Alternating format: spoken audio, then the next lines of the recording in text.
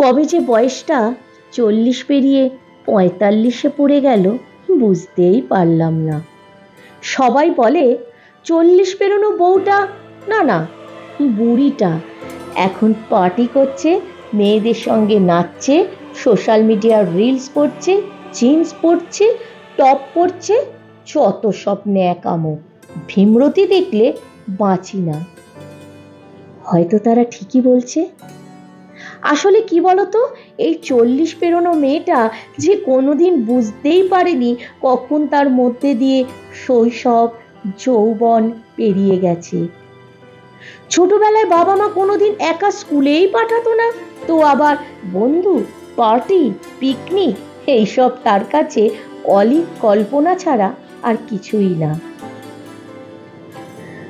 তারপর যৌবন পড়তে না পড়তেই তার বিয়ে হয়ে গেল। বিয়ের পর শ্বশুর বাড়িতে শাড়ি ছাড়া আর কিছুই পরা যাবে না।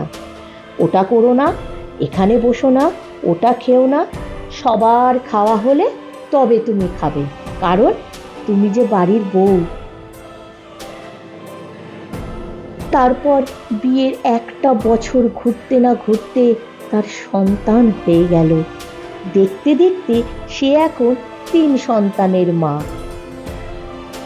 3টে সন্তানকে মানুষ করতে করতে কবে যে তার মধ্যে 40 পেরিয়ে গেল সে বুঝতেই পারল না।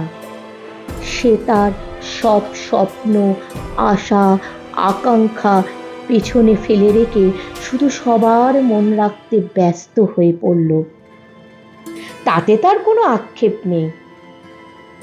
তাই তো সে এখন আবার নতুন করে বাঁচতে চায়, ফিরে পেতে চায় তার সেই ফেলে আসা শৈশব যৌবন।